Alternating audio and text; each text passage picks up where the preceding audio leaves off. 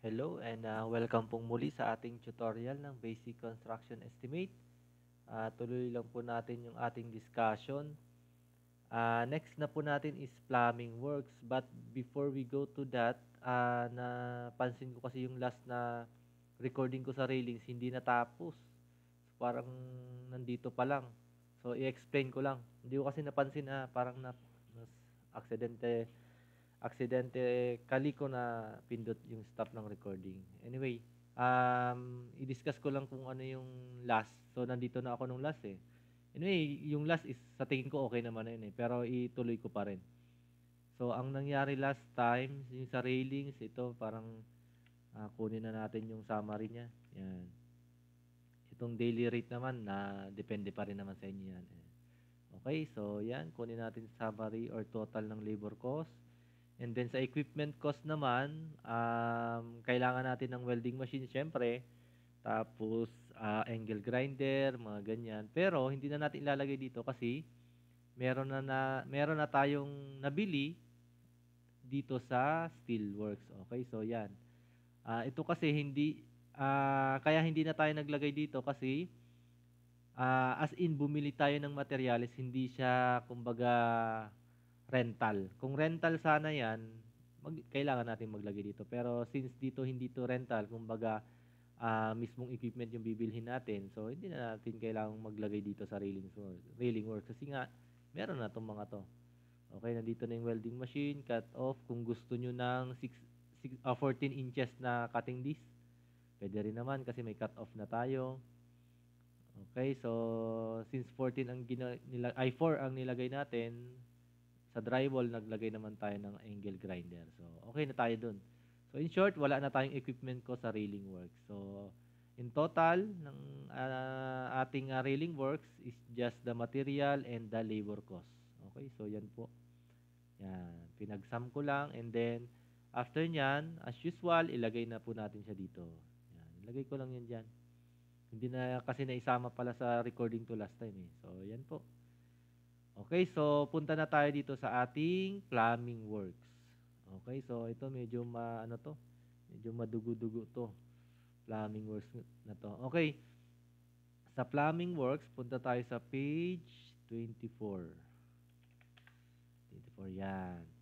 Sa plumbing works, um, unlike sa mga previous na natin, na estimate, 'di ba?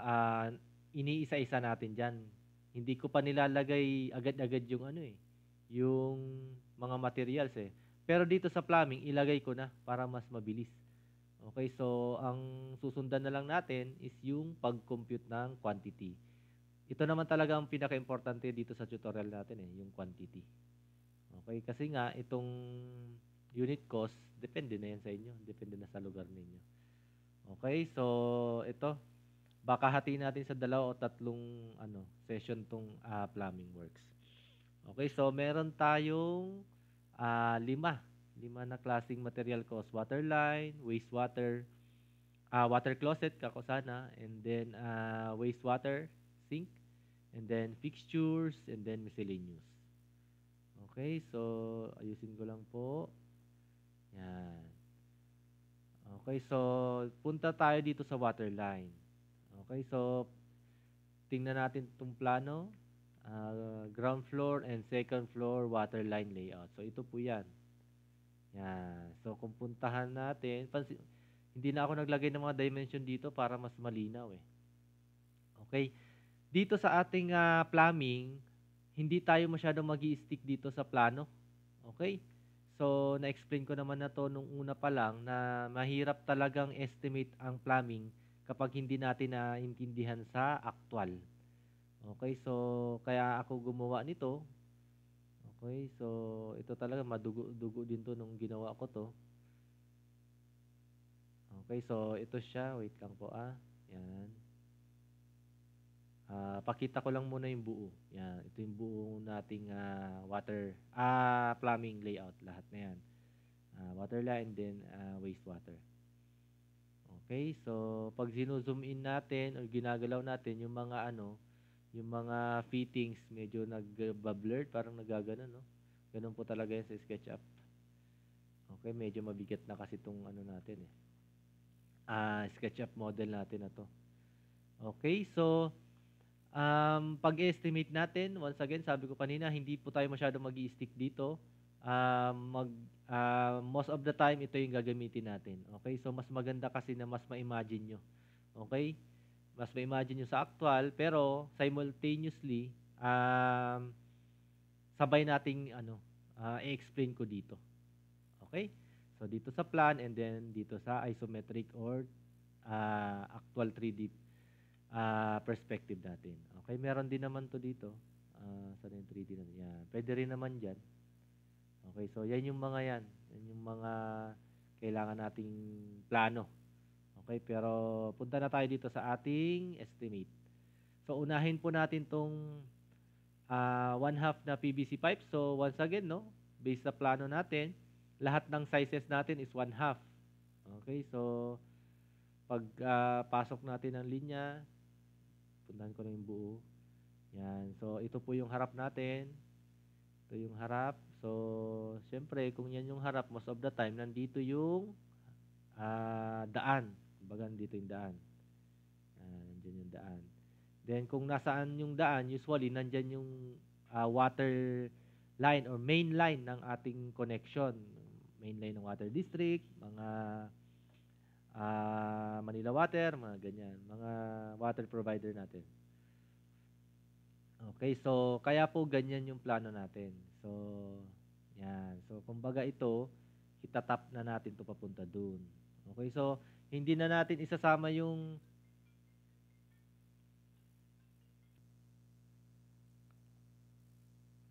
sorry na wala tayo. Ayun. So, double check ko lang po kung nagre-record. Okay, so, yan. Sana ako. Sorry na wala. May tumawag kasi. So, dito. Kagaya ng sabi ko kanina, nandito po yung water main line ng ating water service provider. Yan, sa may daan. So, hindi ko na sinama yung ito, connection na yan papunta dun. Yan. Actually, hindi na natin isasama to hanggang dito. Yan. Kasi most of the time, kapag magpapakabit po kayo ng tubig, kasama na po yan. Yan, hanggang dito. Minsan, hanggang dito. Minsan, hanggang CR nyo na. Pero most of the time po, hanggang dito lang yan. Yan, hanggang dito lang. Actually, yung iba hanggang dito lang. Right after nitong check valve na yan. Okay? Kaya hindi na po natin isasama yan. Okay? Actually, yun pala yung kulang natin dito. Sorry, idagdag ko na lang.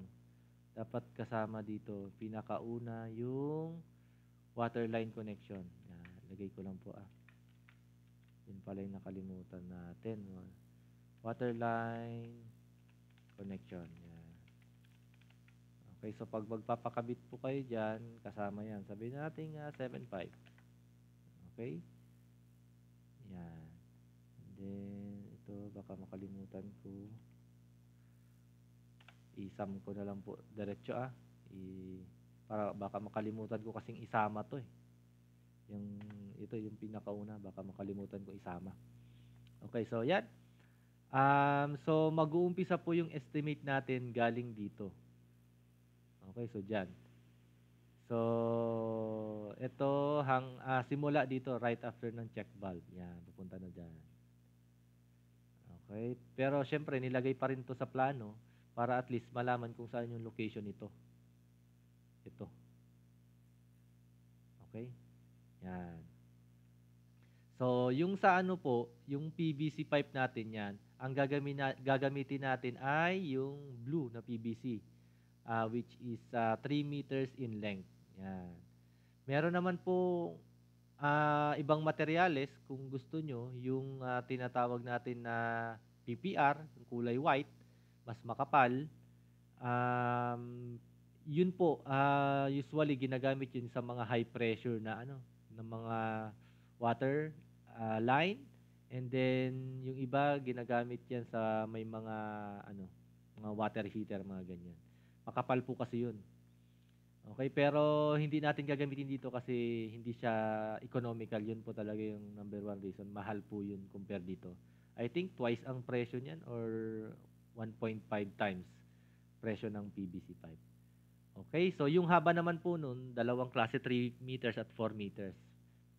Okay, pero itong PVC blue, ang gagamitin lang natin ay, or ang available na length lang nito, commercial lang, is 3 meters po.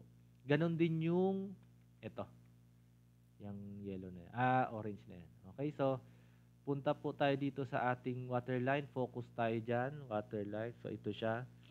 So, sa pag-compute po nito, yan, yung PVC pipe na blue, kunin lang natin yung total length, and then i-divide natin ng 3. Ganun lang po kadali. Okay, so kung paano ba pag-compute niyan? So direct counting or plus lang 'yan. So galing dito, plus mo lang 'yan kung anong haba niyan, yung mga ganyan. Okay? So ito, i-assume natin sorry, medyo naglalag. So galing diyan papunta dun. Okay, so i-ano ko lang po ulit, no? Yan, para makita nyo ng mabuti. Yan. Yan. So ganyan siya. Okay, so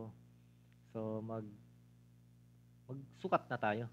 Okay, so magsukat na tayo. Dito tayo sa AutoCAD. Yan, so since wala tong sukat, pwede nyong puntahan ito. Pwedeng dito, pwedeng sa floor plan, para tingnan nyo kung ano yung sukat. Okay? So, ito kasi medyo tanda ko naman yung sukat nito. Ito is 7x8 na plano. Ano? 7x8 na plano. So, 7x8 yan. Ito, 3.5, 3.5. Ito, 4, and then 4. Okay? So, i-assume natin na nandito siya sa may part na to dito. Yan. Based dito sa perspective natin, yan, simula dito sa may gitna. So, galing dyan, dito tayo mag-umpisa, papunta dun. Okay, so 6 meters yan. Okay, kung nagtataka kayo kung paano maging 6 yan, sorry, 6 ba? 5. 5 meters pala. Kasi 4 ito, plus itong kalahati kasi nito is 2. So, 2 divided by 2, so 1. 1 plus 4 is 5. Okay, and then papunta dito, 7 yan. 7 yung nabuo. And then, kung gusto nyo na pasobrahan, syempre, hindi naman saktong ano yan. Pasobrahan nyo na lang unti. 7.3. Yun na lang, 7.3. And then, ito papunta dyan. Sukatin nyo na lang yan. Gamit yung metro ninyo. Metro, sukatin nyo na lang. So, kung susukatin nyo sa metro yan, ang lalabas ay yan, mga 1.5. Okay? So, ilagay lang po natin doon. So, yung length natin is 5 plus 7.3 plus 1.5. Hindi pa po lahat yan. Ano? Meters pa lang yan. So, hindi pa tapos lahat. Hindi pa natin nasukat. So, ito pa lang ang nasusukat natin sa ground floor. Then, itong paloob. So, itong paloob na yan, ito ay 2 meters yan. Then, may palabas ka, sabihin mo ng 0.3. So, 2.3 plus 2.3. Okay, plus 2.3. And then, balik tayo dito. 0.3. And then, ito po yung 0.3. Yan, papunta dyan. And then, yung mga pataas naman, yung mga vertical, ito, sabihin na natin 0.7 yan. Kasi, ang standard height kasi nito, ang standard level kasi nitong, ito, ang standard level nito from floor line is, ito masyadong sobra na to, is 2 feet yan, 2 feet. Okay, so yun yung standard, hindi naman necessarily palaging ganun. Okay, so yun yung standard. I-hide ko lang ulit ito. 0.3 yan, and then may nakabaon sa lupa na 0.1, sabihin na 0.6 kako sana, and then may nakabaon na 0.1, so 0.7 yan. 0.7 na dalawa, kasi ito. And then ito, sabihin na nating 1 meter. Yan, 1 meter. So 0.7 na dalawa and then 1 meter. Yun na muna, mamaya na natin isama tong sa loob ng CR. So, para di natin makalimutan. So, plus 0.7 na dalawa, plus 1 meter. Okay? Next po natin, itong dalawa naman na to. Yan at saka ito. So, assume din natin yan na mga, ito, faucet kasi ito eh. So, 0.7 din siguro yan, and then 0.7 din to. Pwede rin mas mababa, pero alas hindi na po nagkakalayo yun doon. Okay, so 0.7 din na dalawa, and then ito, assume ko na lang to na 0.3. No? So, 0.7 na dalawa, and then 0.3. Plus 0.7 na dalawa, plus 0.3. Okay? Next po natin, wait lang po, puntahan ko lang pala to para mas ma-compare ninyo. So, ito siya. Yan. Ito yun. Yan. And then, ito yung 0.7 na dalawa. Ay, sorry, wala palang faucet dito sa perspective. Sa isometric, ano? Nakalimutan ko. Dapat meron yung faucet dito. Ito yun, oh. Yun. So, hindi ko naisama doon. Okay? Anyway, after po niyan, ito ng vertical pipe. Yan. Ito yung tinatawag nating riser. Ito yung vertical pipe ng water line. Vertical pipe ng water line, yung pataas. Okay? So, ito na yung magsusupply sa ating upper floors or sa ating second floor. So, anong height po ba niyan? So, kung ano yung height ng ating flooring, ay ng floor to floor, anong height ba niyan? Ayun. So, ang height natin is 3.2 plus 0.3. Pero, take note po, nandito lang siya sa ilalim ng biga. Pero pwede nating i-assume yun. Kasi nasa ilalim, nakabound din naman siya. So, 3.2 plus 0.3. And then yung paloob, sabihin na nating 2 meters. 2 meters or 2.3. 2.3 yata yung ginamit natin dito kanina. Ito.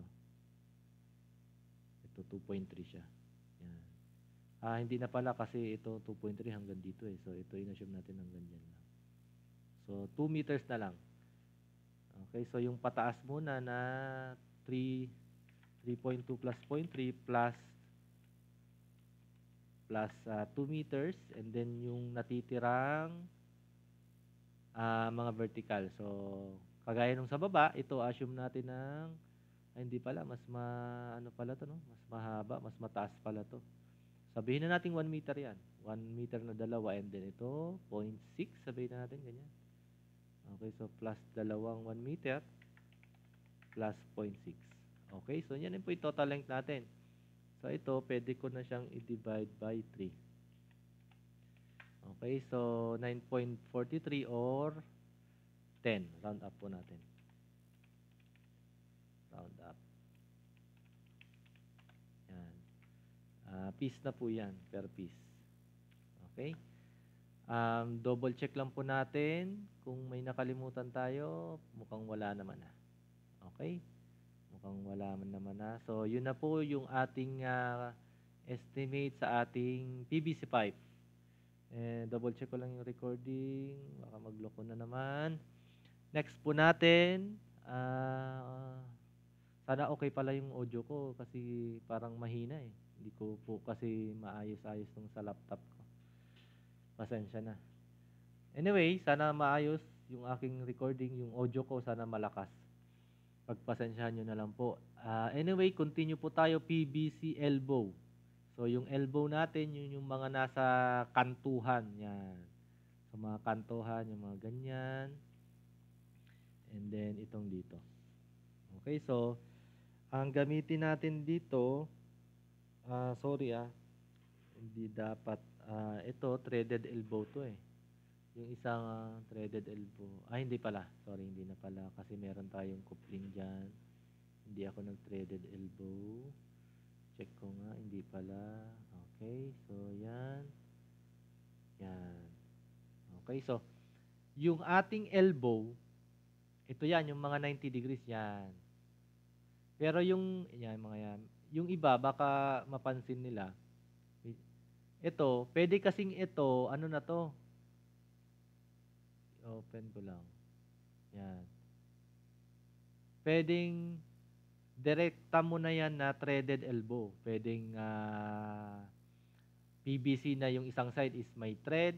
Pwede naman na GI na elbow na yan. Pwede na po yan para mas tipid. Okay? So, yun yung mga option na pwede nyong gawin pagdating sa plumbing. Marami po talagang ways para gawin yung plumbing. Okay? Pero, stick tayo dito kung ano yung nagawa ko na. Okay? So, yun sinasabi ko naman po kung ano yung mga option, di ba? Okay, so yun. Balik po tayo dun sa ating elbow. I-hide ko lang po ulit to. Yan, so bilangin lang natin. Direct counting lang to. Elbow na yan. Yan, bilangin natin yung PVC elbow na blue na yan. Okay, so dito tayo ulit sa ating 3D perspective. So unahin ko na to. 1, 2, 3, 4, 5, 6, 6, 7, 8, 9, 10. 10, 11, 12, 13, 14, 15. 15 pieces. Ganyan lang po kadali, 15. Okay, so per 15 pieces. Okay? Yung T naman, wait lang. Punta tayo dito sa ating isometric. Yan. Dito, pwede nating bilangin, try natin kung mabilang natin. Isama natin dito yung hindi ko na isama sa isometric view. Yan. Meron dito yung isa. Okay, so 1, 2, 3, 4, 5, 6. Yan. 6 and then 7, 8, 9, 10. Ito, wala na yan kasi ilan na ulit yun? 10? Ito, wala na yan kasi nga ito na yung ginamit ko na na faucet, na shower. Okay, yung dual na shower. Okay? Sorry, bilangin ko lang ulit. 1, 2, 3, 4, 5, 6, 7, 8, 9, 10. Pagdating sa taas, 11, 12, 13, 14, 15. So, tama, 15. Okay, so sa T naman, okay, so ibahin natin sa T. Dito tayo mag-umpisa sa isometric, hindi sa 3D. Okay, so hindi sa SketchUp. So yung T, once again, meron dito yung faucet, so kasama yun. Okay, so ito po yan. Saglitan ko lang bago tayo balik doon. So ito po yan, yan. So hindi ko na isama lang dito eh. Okay, so meron po dyan isa, T, 1, 2, 3. And then meron dito sa loob, 3, 4, 5. 5 and then 6, 7. Okay, so 7. Double check po natin sa ating wait lang. Anyway, sige. Double check natin dito sa ating SketchUp. Yung ating tawag dyan, T. 7 ano? Ulitin ko nga. 1, 2, 3, 4, 5, 6, 7, 8. 8 pala. Sorry, 8. 8.